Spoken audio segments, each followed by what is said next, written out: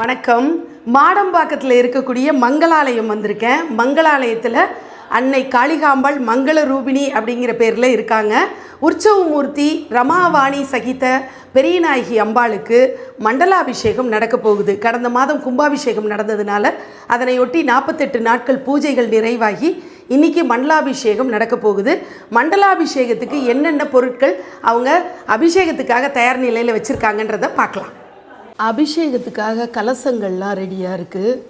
பிள்ளையார் பூஜை வஸ்துக்கள்லாம் வச்சுருக்காங்க.